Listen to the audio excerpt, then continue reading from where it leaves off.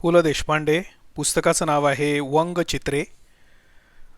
सुरुवात करतोय प्रस्तावनेपासून. 1970 साली बंगाली भाषेशी सलगी करावी म्हणून मी शांतिनिकेतनामध्ये गेलो. तिथल्या माझ्या वास्तव्यात मनावर उमटलेली ही वंगचित्रे.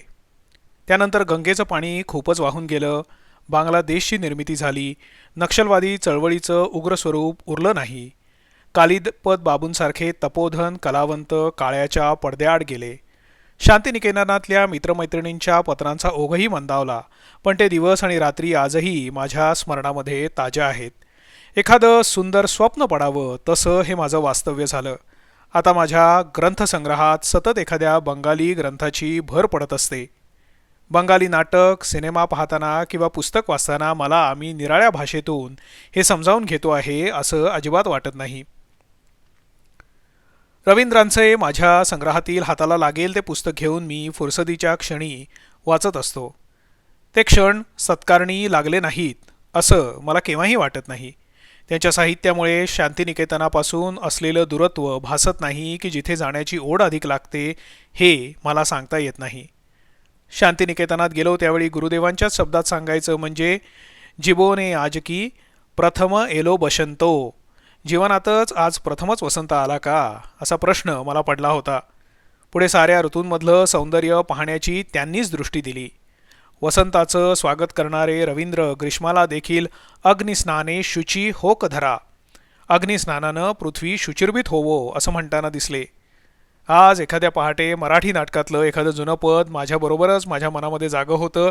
तितक्याच सहजतेनं बंगाली बाऊलांच्या गीतातलं गीतही माझ्याबरोबर उठतं.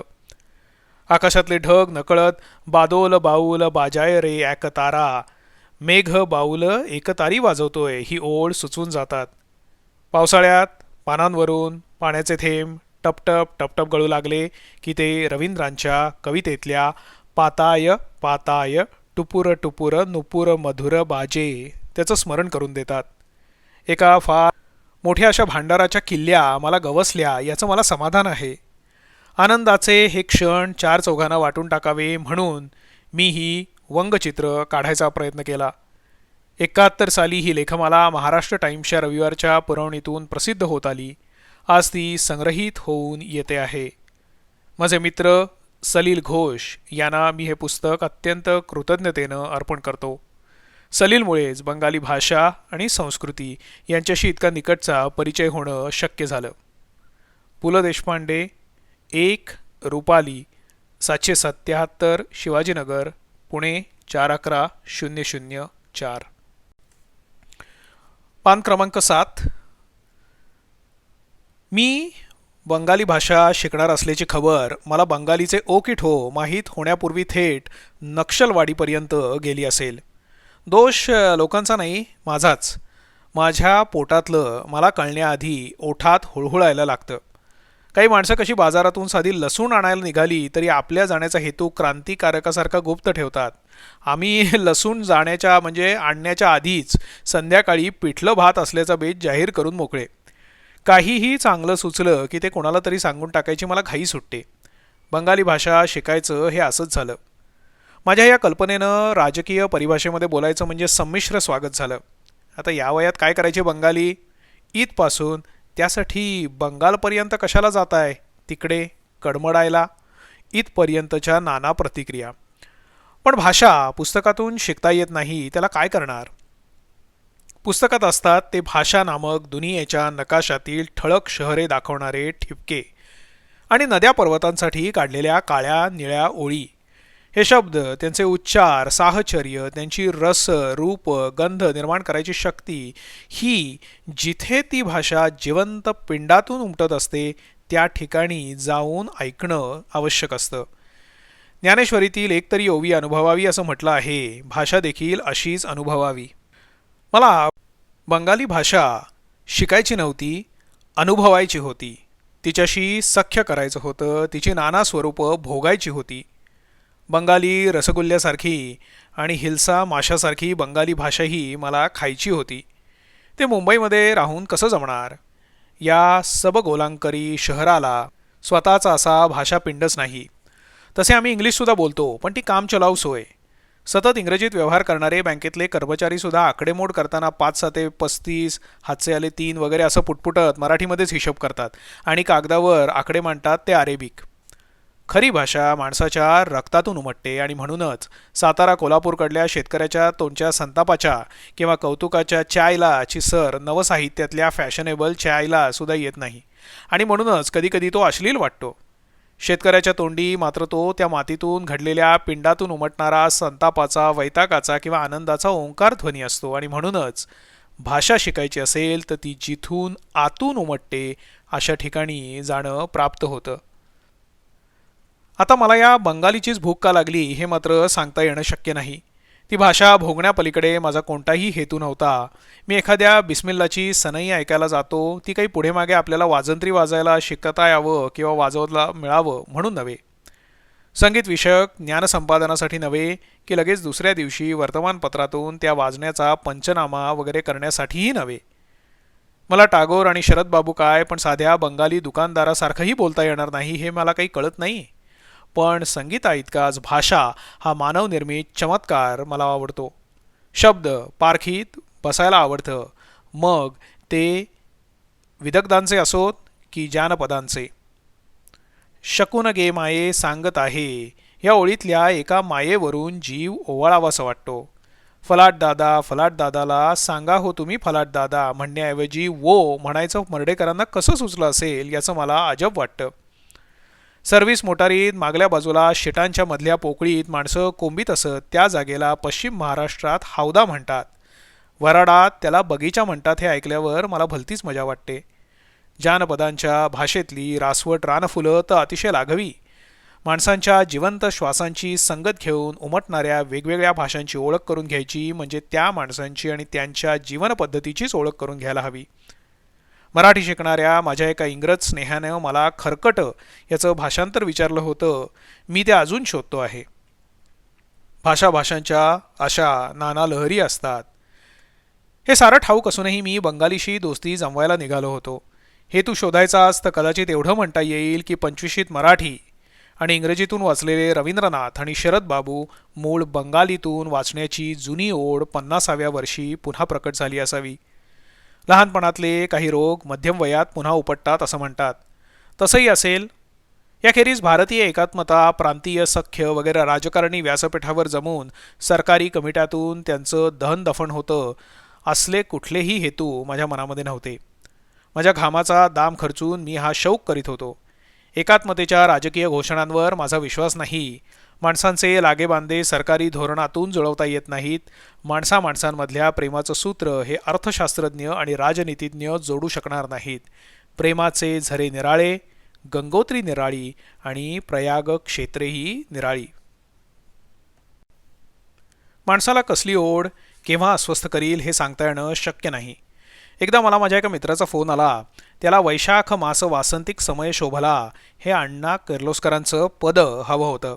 वास्तविक या मित्रानं माझ्याकडे गाण्याची मागणी केल्यावर एखाद्या अब्दुल मियानं देवळातल्या भटजीबुवाकडे जानवं मागितलं तर भटजीबुवांना जसं वाटेल तसंही मला वाटलं. पण त्याच्यावर बाका प्रसंग आला होता. त्याच्या घरी एक तामिळ गृहस्थ आले होते, चांगले 60च्या घरातले.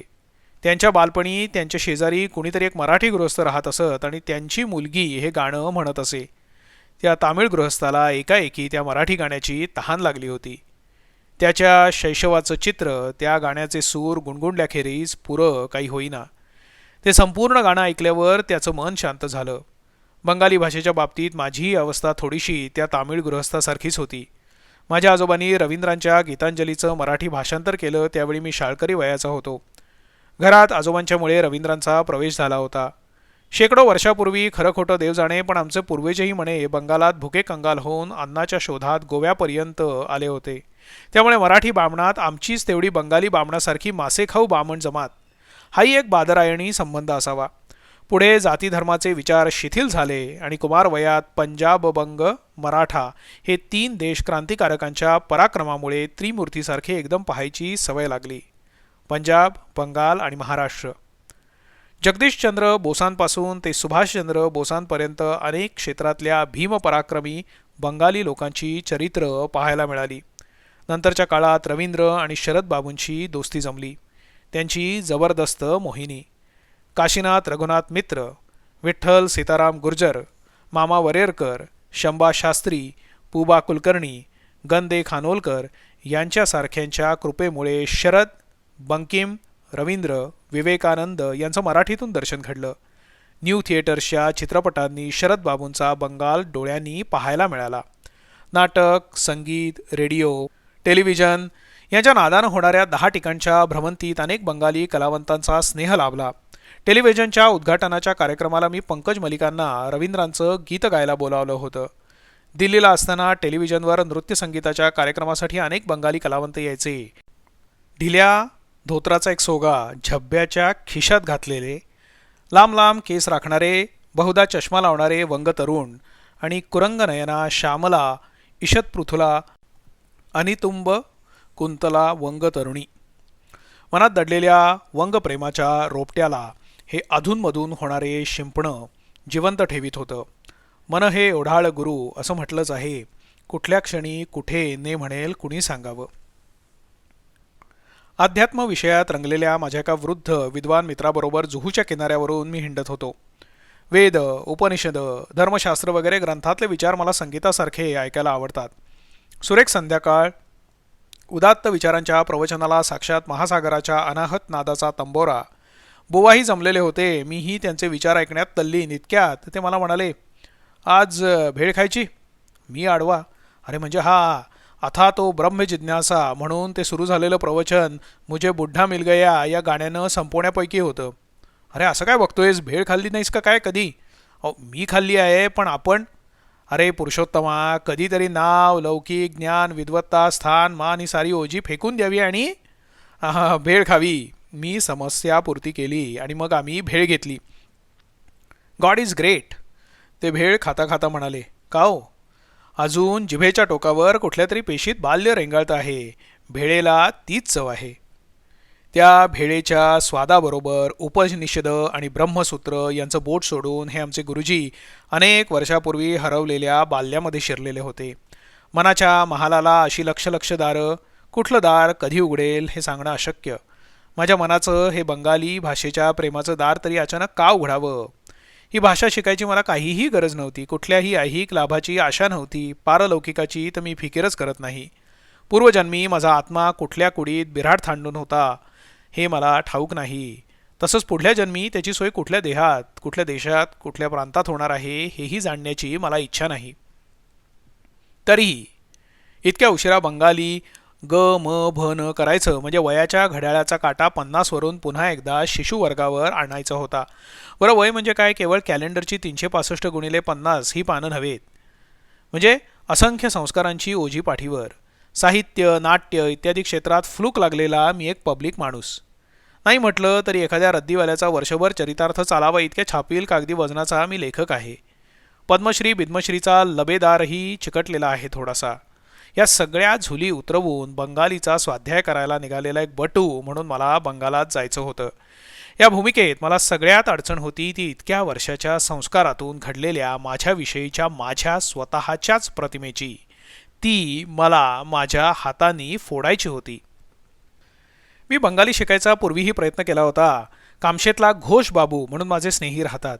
त्यांच्याबरोबर बसून रवींद्रांच्या कवितांची श्रवणभक्ती केलेली होती. पण हे म्हणजे पिकनिकमध्ये पोरांच्या बरोबर गमतीनं क्रिकेटची मॅच खेळल्यासारखं होतं. मी संपूर्णपणे विद्यार्थी होऊन विद्या करीत नव्हतो. ह्या खेपेला मात्र मी जोरदार निश्चय केला आणि गेली 12-14 वर्ष कलकत्त्यात राहणाऱ्या श्रीबा जोशी या माझ्या ग्रंथप्रेमी स्नेहाला एक गुप्त खलिता पाठवला. कलकत्त्यातल्या साऱ्या दंगली जाळपोळीत राहूनही अवश्य या असं सांगणारा हा पहिला भेडू निघाला.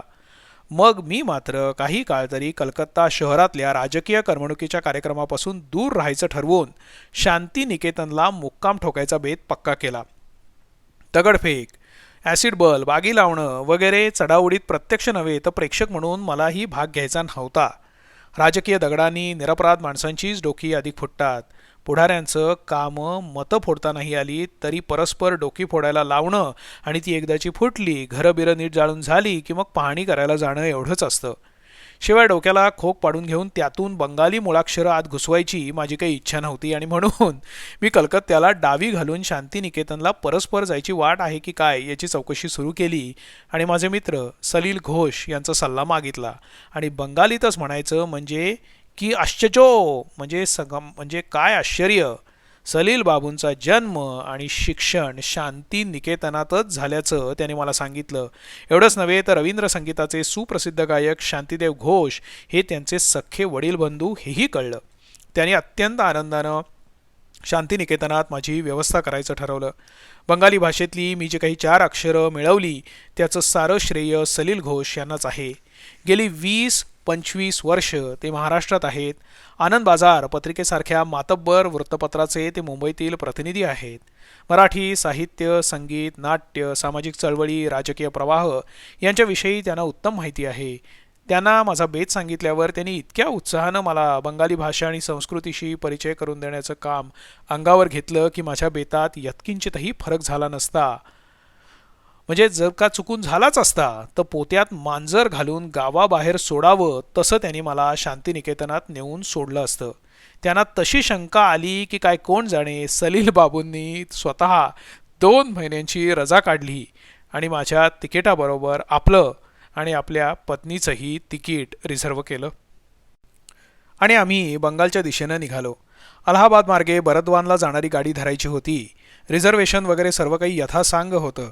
तरीही आजवरच्या शिरस्त्याला धरून गाडी सुटायच्या 1.5 तास आधी जाऊन मी बोरी बंदरला पोहोचलो. फलाटावर त्यावेळी काही फक्त हमाल, पोर्टर, मी, माझी पत्नी आणि आमच्याबरोबर आलेले आमचे 2-3 स्नेही याखेरीज कुणीही नव्हतं. गाडी फलाटाला लागत होती त्या अर्थी ड्रायव्हर आला असावा. काही वेळानं स्टेशन आळोखे पिळोखे देऊन उठू लागलं. हळूहळू जागं होणारं थिएटर, रेल्वे स्टेशन किंवा मोठं शहर वगैरे पाहायला फार मजा येते. रेल्वे फलाटाचं तर एरवी गरीब गाईसारख्या दिसणाऱ्या बाया अंगात देवीबिवीचा संचार होऊन घुमायला लागतात. जशा हा म्हणत थैथयाट करतात तसं असतं. अजगरासारखं शांतपणानं आडवं पडलेलं फलाट गाडी सुटायचा मुहूर्त अतिसमीप आला की एकदम घुमायला लागतो. निळ्या कपड्यातले पोर्टर, लाल डगलेवाले हमाल, खाकी कपड्यातले रेल्वे कर्मचारी, सफेद कपड्यातले SMS असा वगैरे असा भगतगण ह्या टोकापासून ते त्या टोकापर्यंत चक्रा मारायला लागतो. डब्याच्या टपावर चढून पाणी भरायला सुरुवात होते. डब्यातले पंखे बत्त्या यांची डागजुडीजी सुरू होते. प्रवासी मंडळी आणि हमाल यांचा लपंडाव, मग हमालीची पैशावरून हुतुतू असे सगळे खेळ सुरू होतात. ऐटबाज पॅसेंजर गावठी पॅसेंजरकडे एकदम तुच्छतेनं पाहायला लागतात. आईबापांची बोटं सोडून कार्टी इकडे तिकडे आईस्क्रीम चॉकलेटवाल्यांच्या ढकल गाड्यांपुढे धावायला लागतात. रिझर्वेशनची यादी बाळगणाऱ्या कंडक्टरचा पाठलाग सुरू होतो. गाडी सुटायच्या वेळेला तर ही लय इतकी बेहद्द वाढते की सुनेच्या जाचाला कंटाळून वैतागून सासूनं बोचकं बांधून पाय आपटीत घर सोडून काशी यात्रेला जावं तशी ती आगगाडी शेट्ट्यांचा आक्रोश करीत फलाट सोडून धुसफूस करत निघून जाते. आपल्या देशाची संस्कृती, देशबांधवांचा स्वभाव वगैरे काय दर्जाचा आहे याचं खरं दर्शन भारतीय रेल्वेच्या फलाटावर होतं. भारतीय नेत्यांप्रमाणेच फलाटावरच्या अनुयायांचा स्थायीभाव देखील भांबावून हैराण होणे हाच आहे. जो बघावा तो हैराण. कोणी हमाल हरवला म्हणून, कोणी तिकीट हरवलं म्हणून, कोणी तिकीट पाकीट मारलं म्हणून, कोणी आपल्या रिझर्व जागेवर दुसराच मनुष्य बसलेला आहे म्हणून, कोणी कंडक्टर सापडत नाही म्हणून, कोणी गाडी सोडायची वेळ झाली तरी निरोप देणारी माणसं आली पण जाणारी माणसं आली नाहीत म्हणून, कोणी डब्यातला पंखा चालत नाही म्हणून, कोणी संडासच्या नळाला पाणी नाही म्हणून, नाना कारणांनी हैराण झालेल्या आपल्या देशाचे रेल्वे फलाट हे आदर्श मॉडेल आहे. मला तर गाडी वेळेवर सुटली नाही तर बहुधा गार्डाच्या कार्ट्यानं बापाच्या खिशातली शिट्टी पळवल्यामुळे तो देखील हैराण झाला असेल अशी शंका येते. बोरीबंदरच्या फलाटावरचा हा देखावा पाहत होतो तेवढ्यात सिग्नलाचे तांबारलेले डोळे हिरवे पडले. गार्डाच्या शिट्टीला इंजिनाच्या शिट्टीचा जवाब मिळाला आणि गाडी हलली.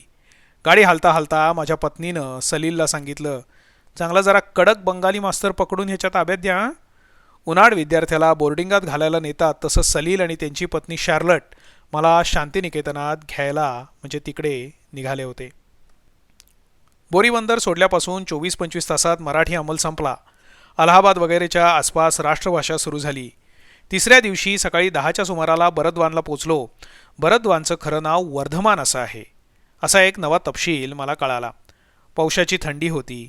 सगळ्यांनी उनी कपडे चढवलेले होते, शाली गुंडाळलेल्या होत्या. अंगापेक्षा बोंगा मोठा ही मराठी म्हण बहुधा ढिल्या पोशाखातल्या बोंग बोंधूंमुळेच आली असावी. पोत्यातलं बटाटे फुकटून चारी दिशांना सांडावे तशी त्या फलाटावर ती माणसं सांडलेली होती. भांगामध्ये सिंदूर घातलेल्या, ठबक ठुबक करीत चालणाऱ्या वपुश्रीमान वंग महिला, नाकापासून कपाळापर्यंत गोरोचनाच्या गंधांची बोटं ओढलेले त्या वैष्णवांचे ते तांडे, हातामध्ये बोचकी, मिठायांची मडकी, क्वचित नारळाच्या करवंट्यांच्या गुडगुड्या धरलेले किंवा हातामध्ये धरायला काहीच नसलं तर धोत्राचे सोगे धरलेले बंगाली पुरुष, असंख्य पोरं यांनी फलाट नुसता वाहत होता. त्यात पुन्हा आपल्या मायभूमीच्या कुठल्याही रेल्वे जंक्शनवर येणारी भयानक दुर्गंधी. दगडी कोळशाचा धूर आणि उतारूंनी मातृभूमीच्या अंकावर मुक्त मनानं केलेलं मलमूत्र विसर्जन यातून निर्माण होणारी ती प्रातिनिधिक भारतीय दुर्गंधी. बरद्वानला गाडी बदलून शांतिनिकेतनला जाण्यासाठी बोलपूरला नेणारी गाडी पकडायची होती. ती आमच्या गाडीची तासभर वाट पाहून निघून गेली. सकाळचे आता 10 वाजलेले होते. दुसरी गाडी दुपारी 4ला होती. तोपर्यंत बरद्वान त्या वर्धमान स्टेशनामध्ये बसून राहणं आलं. बंगाली भाषेचा अभ्यास मी वर्धमान ही अक्षरं वाचण्यापासूनच सुरू केला. पाट्या वाचून अक्षर ओळख करून घ्यायला लागलो. भाषावार प्रांतरचनेची भांडणं सोडवायचा माझा एक सोपा उपाय होता. गावातल्या दुकानांचे बोर्ड ज्या भाषेमध्ये लिहिलेले असतात आणि देवळातली कीर्तनं आणि भजनं ज्या भाषेमध्ये चालतात ती त्या गावाची भाषा. पण भाषेची भांडणं सोडवायची नसून ती वाढवायची असतात हे राजकारणी ज्ञान नसल्यामुळे माझा सोपा उपाय अंमलात आणणं कठीण आहे हे ध्यानामध्ये यायला जरा उशिरा झाला. वर्तमानात सगळीकडे बंगाली अक्षरात पाट्या होत्या. तसे बंगाली आणि देवनागरीत खूप साम्य आहे, पण बंगाली लिपी अधिक वेलबुट्टीदार. अक्षरांना कुरळे कुरळे वळण, काही अक्षरं अगदीच निराळी. बंगाली मात्र अक्षराच्या डोक्यावर न बसता जरासं पोक आल्यासारख्या कान्यासारखी अक्षराच्या आधी येते. जोडाक्षरांची ही भाडगड जरा तेढी आहे. तात्पर्य पाट्या वाचता वाचता मामला जितका सीधा वाटला तितका नाही हे प्राथमिक ज्ञान झालं. त्या स्टेशनातल्या विश्रामगृहाच्या एका खोलीमध्ये सामान टाकलं आणि नगर प्रदक्षिणेला निघालो. सलील घोषला चित्रविचित्र पोशाखाची थोडी हौस आहे. त्यात पुन्हा दाढी, डोक्यावर केसांचे वारेमाप जंगल, धोतर आणि बंगाली पैरणवाल्यांच्या घोळक्यात तो काही बंगाली दिसत नव्हता. एका वर्तमानपत्रवाल्यापुढे सलील वर्तमानपत्र घ्यायला थांबला.